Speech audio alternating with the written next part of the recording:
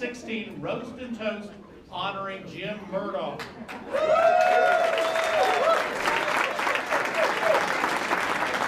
I'm Larry Kubiak, and it is my privilege to serve as president of the best Rotary Club in the district.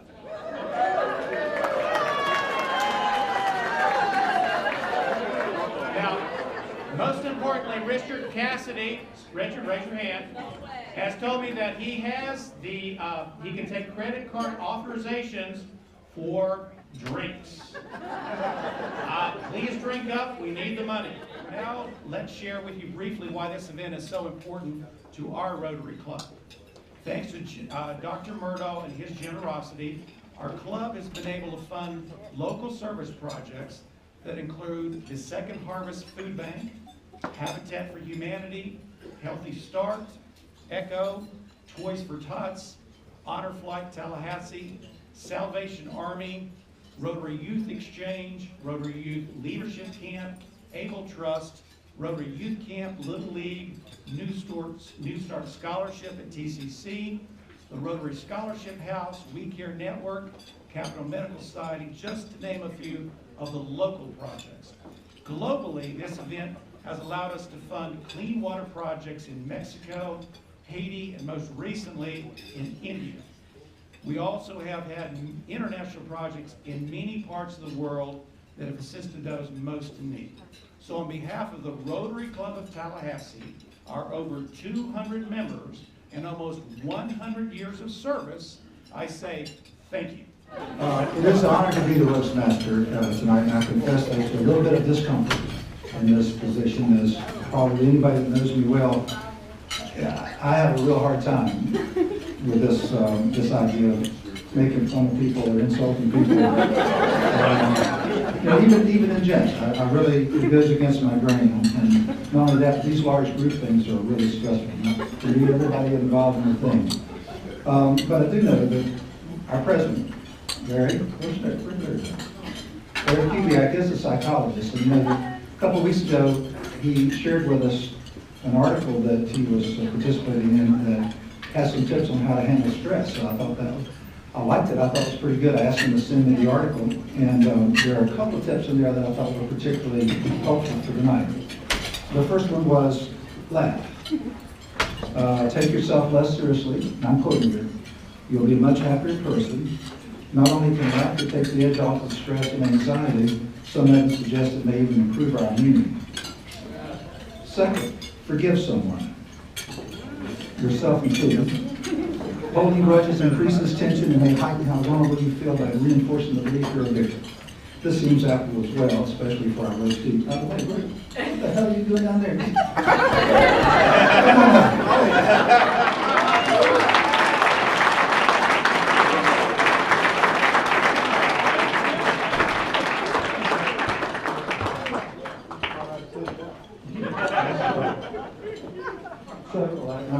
When asked for his personal favorite, Dr. Kubiak related the following. Sometimes when I'm feeling really, really angry at someone, I have a special little trick that I use to calm myself down. I'll go to the person's house and ring the doorbell. When the person comes to the door, I'm gone. But I've left a jack-o'-lantern on the porch with a butcher knife stuck to the head and a note on it that says, "You." After that, I usually feel a lot better. And so I guess, whatever works for you.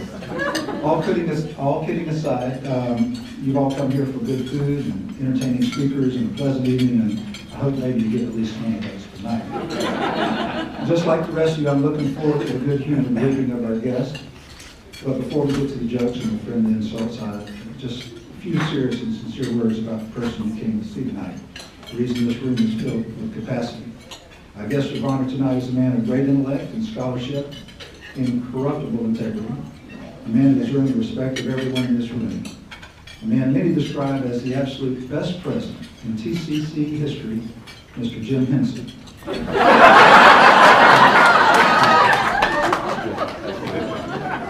Oh my gosh, this is so embarrassing. I thought you were a roaster, but Jim Murdaugh. Jim Murdaugh.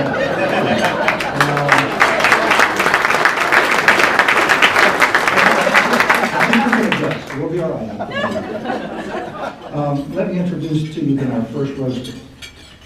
John Smith is the epitome of dark and handsome. When he's dark, he's handsome.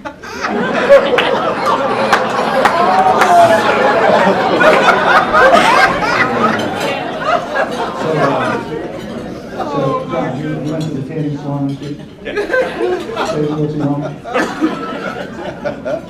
Okay. Got your money's worth? Yes. Okay. And John used to have wavy hair. So let's wave goodbye. But you know, John, there are options. You might want to talk to Jim Moore. By the way, Jim, nice hairpiece. Can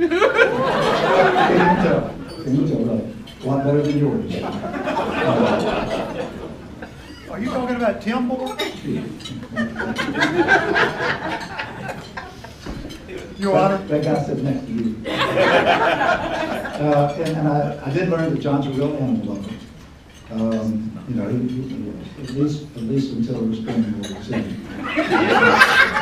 And I do have an exhibit from the student. This was your suggestion. Yeah, now the dog is in therapy now. He's doing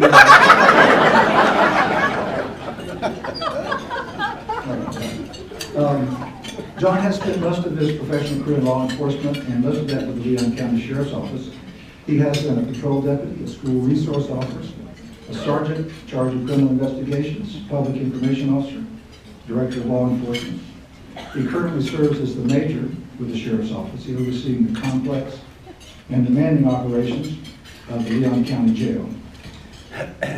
Now, if you go on TripAdvisor, you'll see that the reviews of this lodging facility have been fairly negative. So give a big hand to John Smith.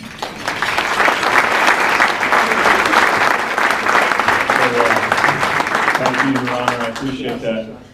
And as it pertains to the jail, I would tell you that for $2.70 a day, we'll feed you 3 square meals a day. It's not a bad gig, and it is full. And I'm just thrilled to be here. I've got some help in the room right now. Major Long, our legal advisor at the Sheriff's Office, is passing around some photos that may not have been put up on the screen. Our esteemed guest and of honor, my friend Jim Murdaugh. And I thought maybe that we would have some context to that. But when Jim asked me to be a part of this, I was a bit put off, I'll be honest with you, in a good way, because I said, well, who am I roasting with? And I look at this panel, and he told me who they were, and I'm like, that's, you know, those folks are just like really esteemed people in the community. I mean, you look at, for instance, Tim Moore.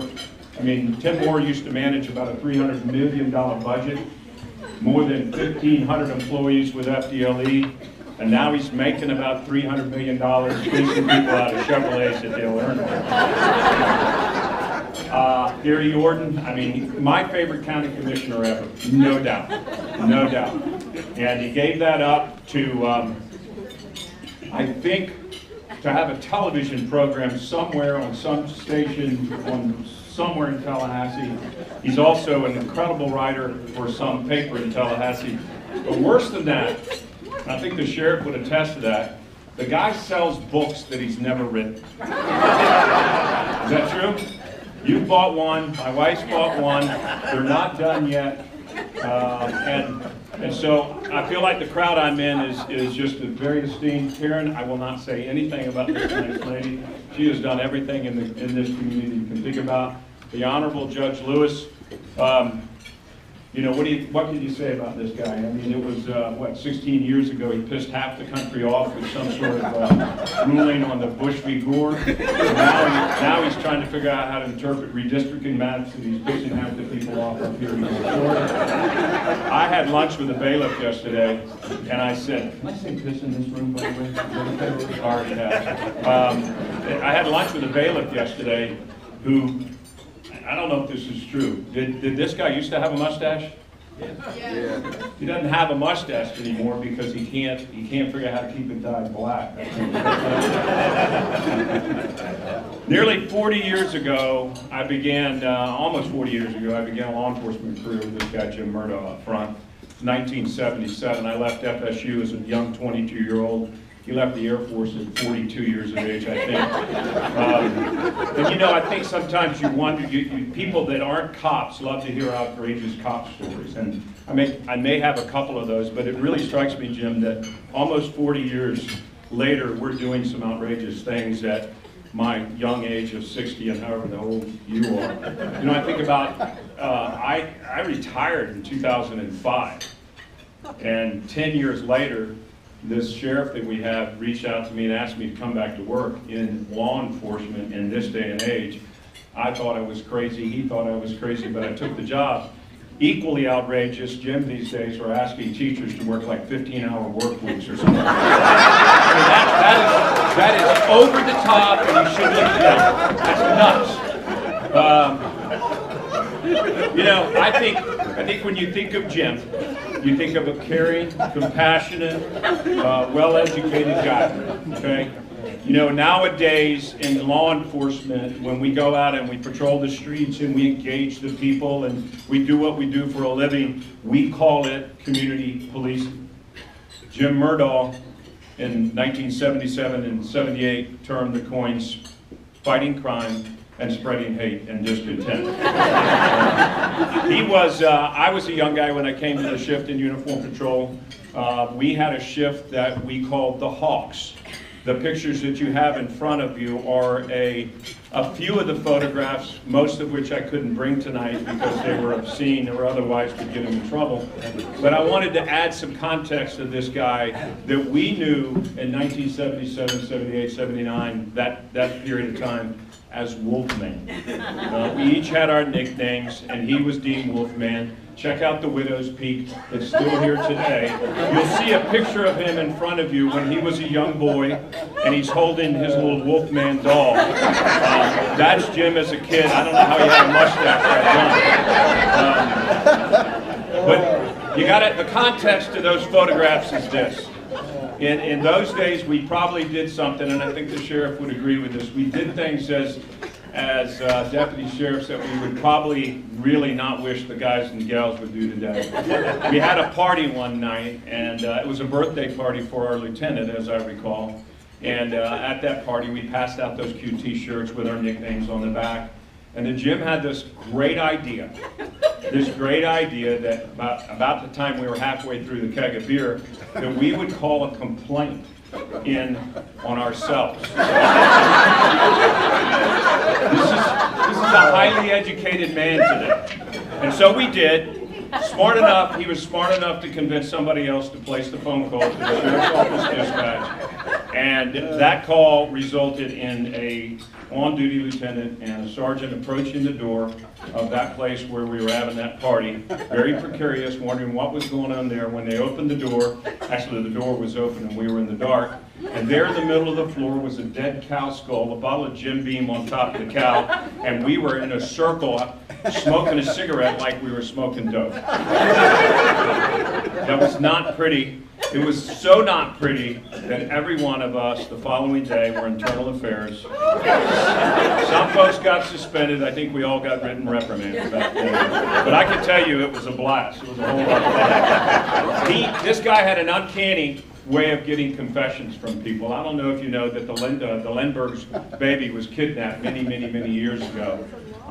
And Jim one night, true story, was backing up, and I think her mom is in this room. Karen Wilkins was on a case where she had stopped this suspect in a burglary, and it was a pickup truck, and it had all sorts of stuff in the back. Jim backed her up, and he got there, and he looked at this guy who he knew was guilty, but we couldn't figure that out. He couldn't figure that out, and he just looked him in the eye, and he said, "Tell me what you did with the Lindbergh baby." The guy looked at him and said, "I had nothing to do with that, but I stole everything in this truck." True story. Have you ever heard the old saying, one man's ceiling is another man's floor? Every floor that Jim Murdaugh has touched, he has created another ceiling. He has left every place better than he found it. And that's an amazing thing these days. When you think about all the things you've done, Jim, in your career, as the president of TCC, you know, I think you might just say, John Thrasher, look out, because this guy's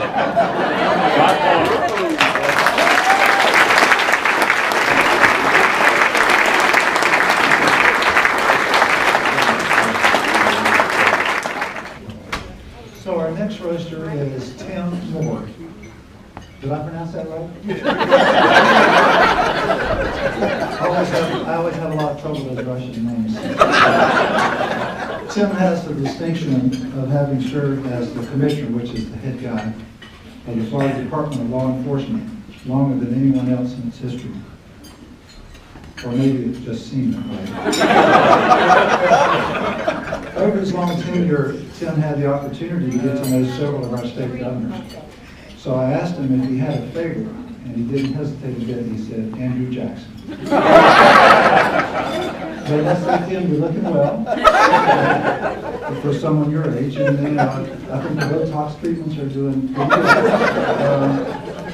But I think it's maybe a little unseemly that you're so concerned about your appearance. I mean, I'm not saying you're vain, but I don't know anybody else that has the X-rays they're blessed.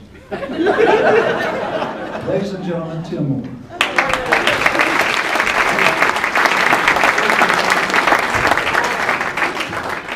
I never knew the good judge had such a sense of humor. Did you? Oh, yeah. In the public and in the media. Marvin, there's something ironic about a Jewish person you haven't made $10,000 above. I look forward to that, and maybe we can get some coverage on that. Look, this is, we were friends when we started. And I hope we'll be friends when we finish. For the record, Judge, you're way over your time frame. The time. John blew his. I'm going to help us get back on schedule here. It's an honor to roast you, Dr. Murdaugh. I roasted you several times before when you worked for me. But this, we have a bigger crowd. We ate this time. We didn't those other times. I think I like this. You run the risk of, when you roast someone, of losing a very good friend. Or at least damaging the relationship. So Jim, remember, you signed up for this.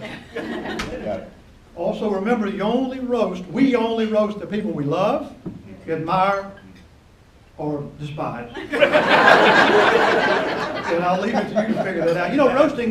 Roasting a friend is kind of a manly thing. Marianne, my wife, told me, don't say manly things, because there's a lot of women in the room.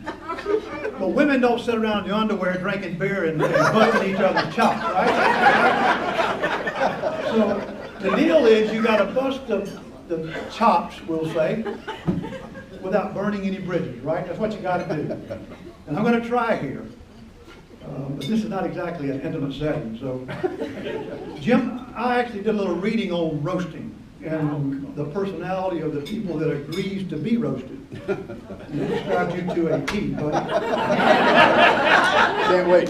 It says, have a bit of masochistic traits in them.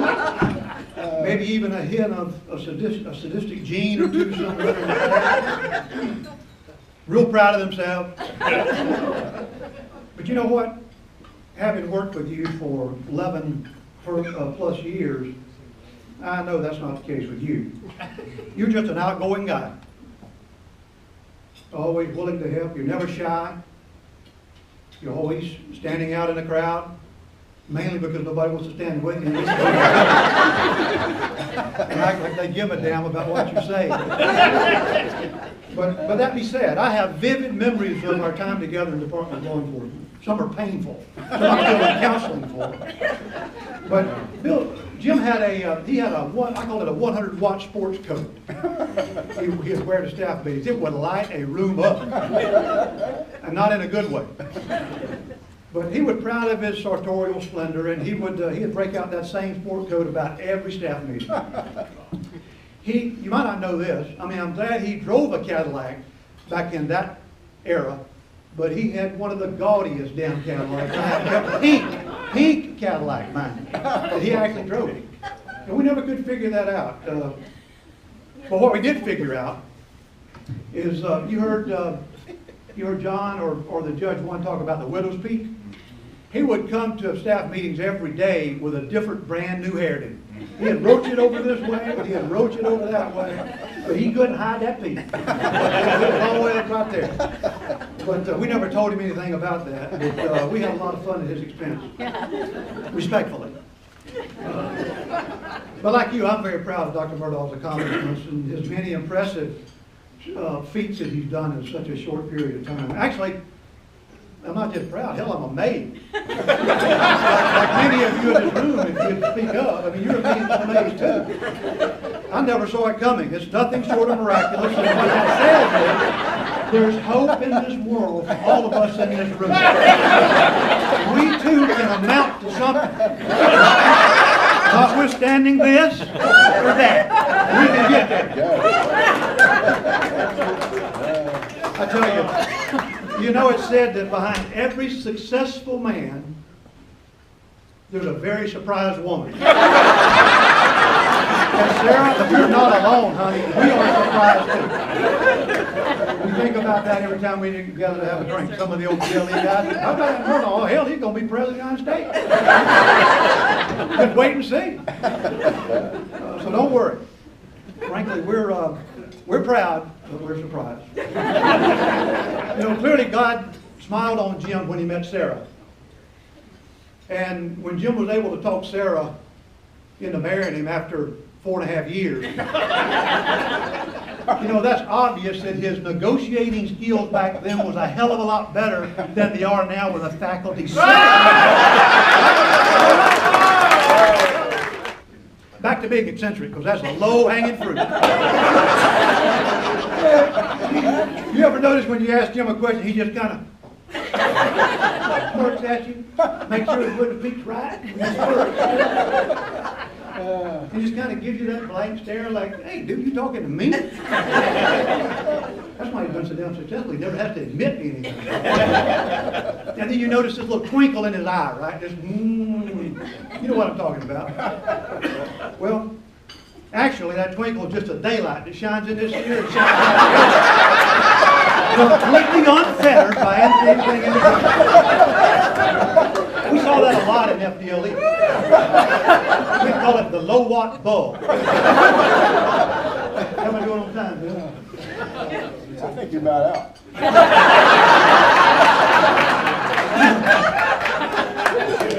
As I mentioned, I've known him for over 25 years, and I've worked with him for almost a dozen. Or to be more accurate, he visited a place that I worked at.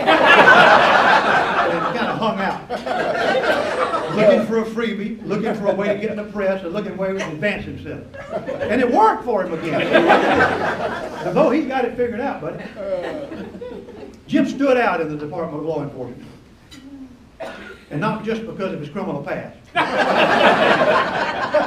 And by that, now wait a minute, you don't assume the worst. By that I mean the experience that he had in local law enforcement. And I'm not belittling local law enforcement, Sheriff Wood. That's our bread and butter. Better not. I wouldn't. I'm not armed, and you are.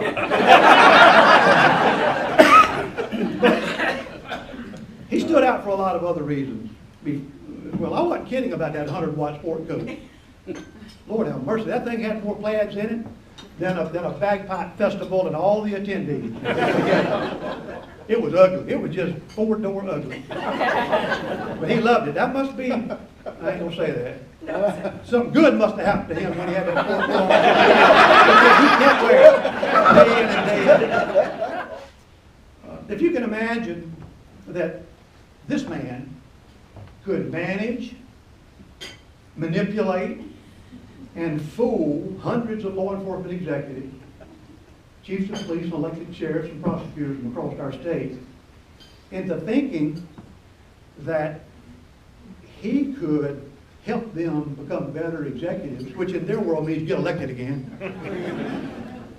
then, Jim, you certainly ought to be able to deal with a bunch of unarmed faculty, PhD.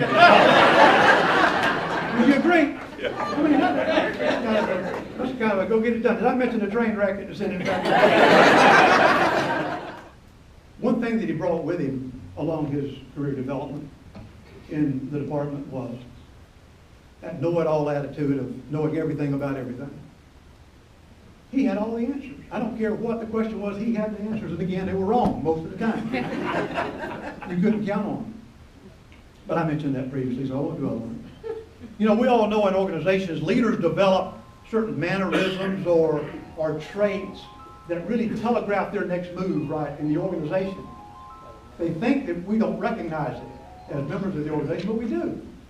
So I touched base with a couple of my sources out at TCC. And they say that Jim has that unwritten code as well. He said, you need to be sure, I'm saying this for the pleasure of the pain of the one faculty member that's here tonight, just in case you run across that. If you're ever in a meeting with Jim Murdaugh and you work for him, and he refers to you in that conversation as sport, you're done. Is that right, guys? You're done. You know, just pack up your bag and get your resume. But some of my best sources, and I'll wrap up with this, some of my best sources at TCC tell me that these tips for everybody. Avoid at all costs having to travel with Murdaugh, just you and him. Avoid it. Because he will wear your butt out with his new idea a minute discussion. But they say just humor him and act like you're paying attention to him. Because he'll forget 90% of it. He'll never follow up on it. He says you only get serious after he mentions it to you the third time over the course of the next 6 months. Then you're okay. They describe him as a perfectionist. They say he is, especially with spelling and grammar. Now, I don't remember that trait with him in the Department of Law Enforcement, not with spelling. I certainly don't remember it in grammar, because grammar for Jim was most associated with where he went to elementary school. That's all he talked about. Then they say if he crosses his legs twice during a meeting or a conversation with him, the meeting or the conversation is over. Now, I'm not really sure if that's a biological or a physiological based trait. It might just have something to do with that PhD. You get it? Give it up, work it in, guys.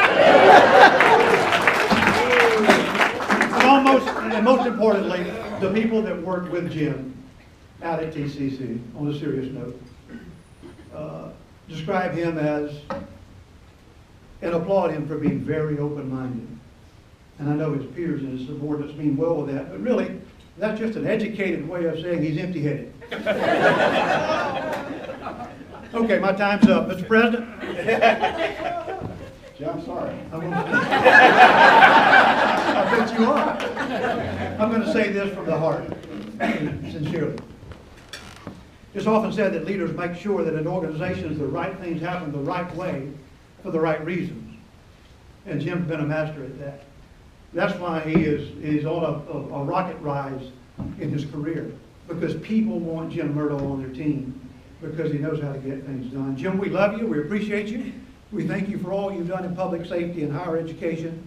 And we know that based on your prior accomplishments in such a short period of time, and the fact they are legendary indeed, and I mean that seriously, with that, TCC's next 50 years are going to be far greater than the last half century. We're lucky to have you in this community, guys, right? Thank you. Our next roaster is Karen Moore, CEO and founder of Moore Communications Group, marketing communications firm with offices in Tallahassee, West Palm Beach, New Orleans, Denver. It's one of the largest independently owned communications firms in the nation, representing clients across the United States. Karen's firm has received more than 450 state and national awards. Perhaps the most impressive of all these recognitions in my mind is top PR firm to work for in the U.S. Now that's an in-house award given to himself. Good for him, right? No, seriously, it is an honor bestowed by leading institutions in the industry on the firm, not once but several times, and it does speak volumes of the leadership of that firm. Her many personal honors include the Silver Medal Award by the Advertising Federation, the Stan Tate Award for Lifetime Excellence, and achievement by the Public Relations Association. The real secret to communication is honesty. Absolute, irresistible honesty. Once you learn to fake that, you got it made.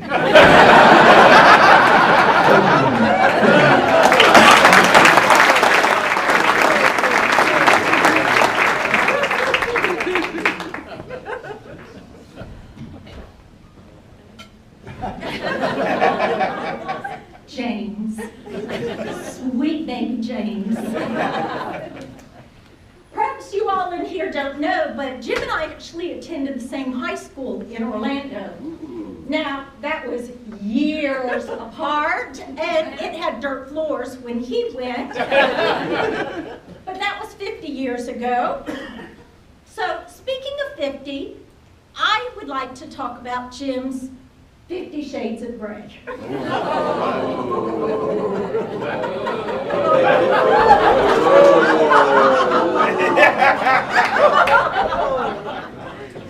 Sarah.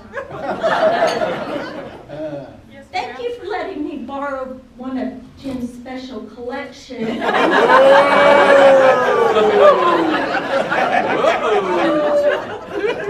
I promise I'm not going to talk about that Who's Your Daddy game. And Tim, this is where the pink Cadillac comes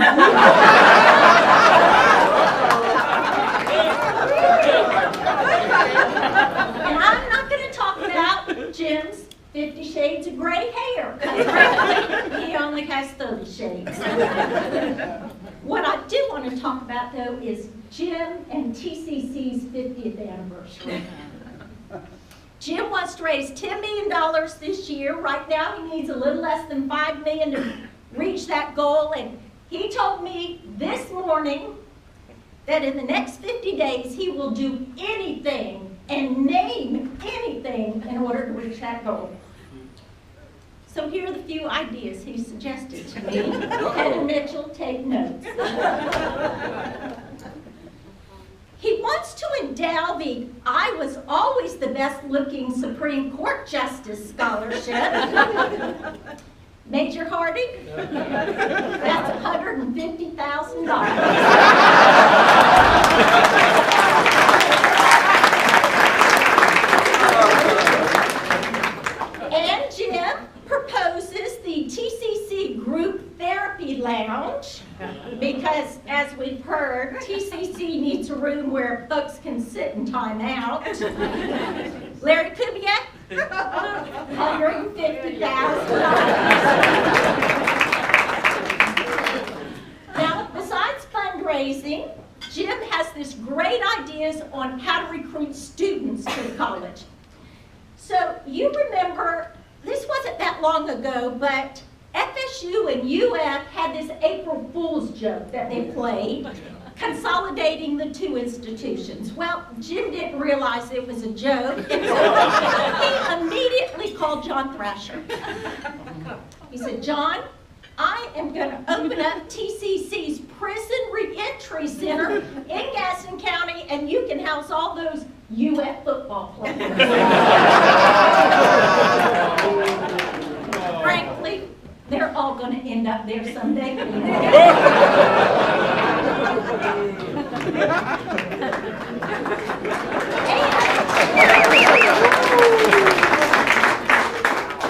And after they serve their time, they can come back to TCC and get a really good education with the Second Chance Scholarship.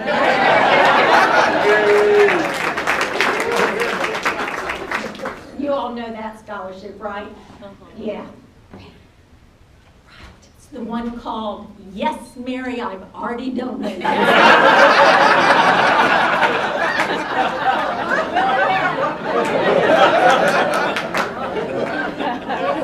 Now, to coincide with the 50th anniversary, Jim, who, by the way, loves social media, is going to try and engage the students at their level.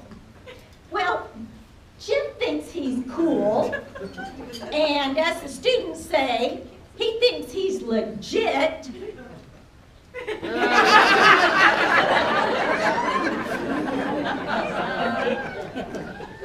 But what Jim thinks is new and innovative, I don't know. I'm a PR person, you need one.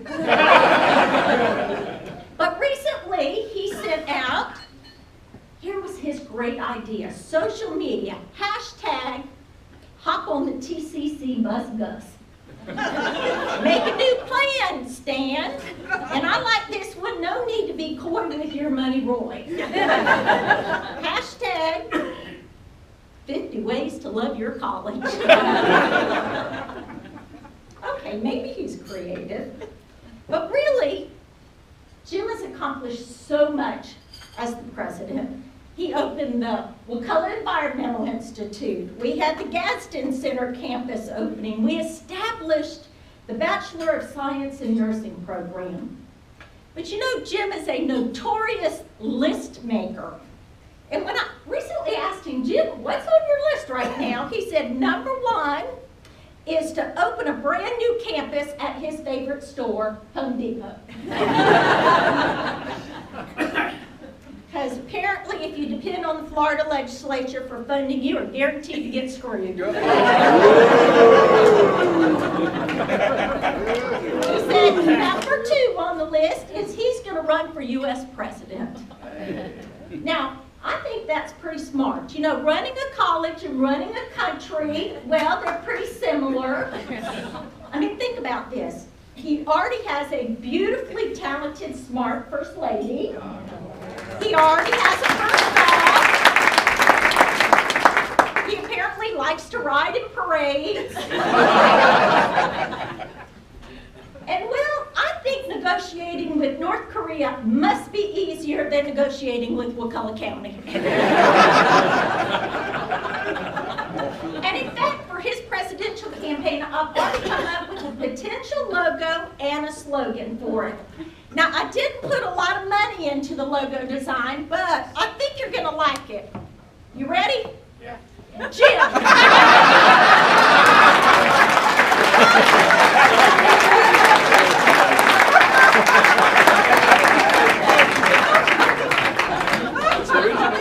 And here's the slogan. I think it's catchy.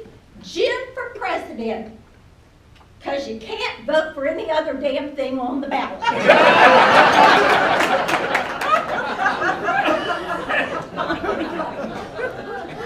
Jim, you are an awesome university president, and I think you would be a great president. And in fact, you are one of the individuals that I admire most. Well, you're not as high on the list as Sarah, but you're somewhere there, I think. So I want you to know, my sweet friend, sweet baby James, I want to offer you a toast. Like the song from that other James, winter, spring, summer, or fall, all you got to do is call and I'll be there.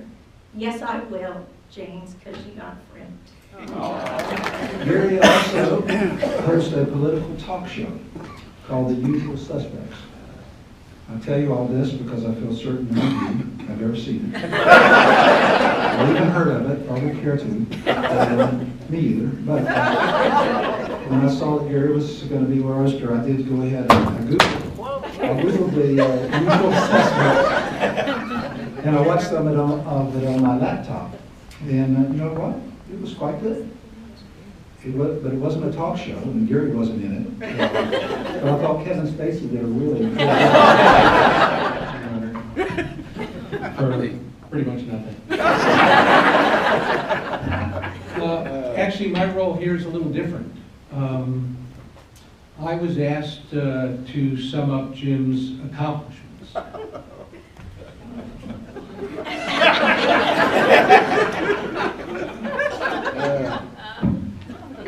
So thanks for having me. No, see, I did not know it was a roast till I got here. I've been out of town, I've been traveling, and I just knew I had been asked by some folks at the community college to just kind of give you Jim's history, and I thought it was kind of a more serious event, and I apologize. I just didn't know. So, and then I saw this, which is just bullshit.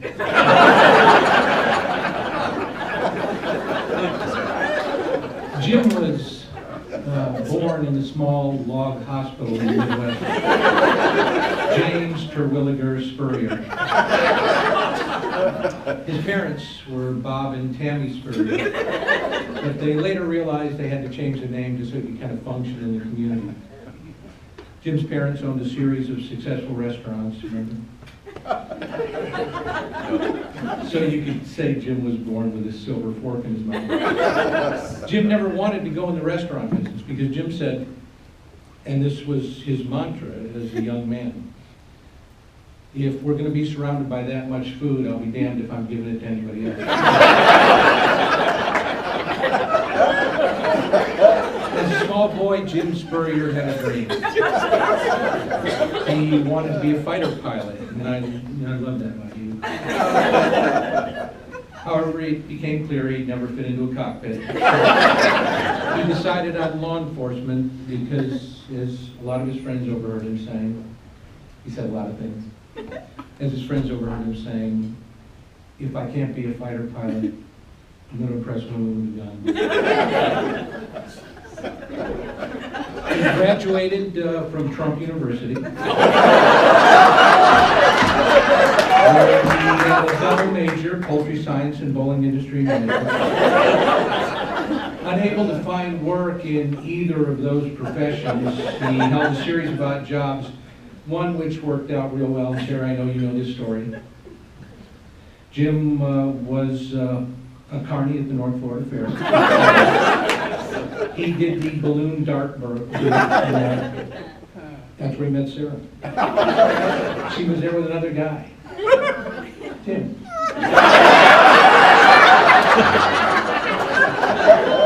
Inadvertently threw one of the darts, hit Jim in the back of the head. It became Cupid's arrow. They fell in love. Sorry, it was a beautiful story. She left there that night with this stuffed raccoon in Jim's heart. Love you guys. All right. Actually, I hope you all have had as much fun laughing at me as I have had laughing at me. Thank you.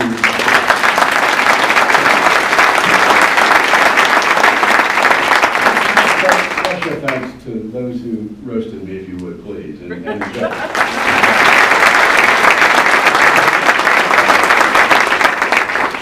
You know, it's interesting for me that a fair amount of that was true. I'm stunned how much of it was actually true. But I want to thank each and every one of you. I'm going to be a little bit serious, and then I'm going to get on their ass. So the little bit serious part. Thanks so much for this. You know, this is so important to raise funds for Rotary, to do the things that Rotary does. And so thank you for being here and being a part of it. And I'll leave you with this little bit of Irish wisdom. May those who love us, and those who don't love us, may God turn their hearts. And if he doesn't turn their hearts, may he turn their ankles. So we'll know them by their linen. Have a wonderful evening.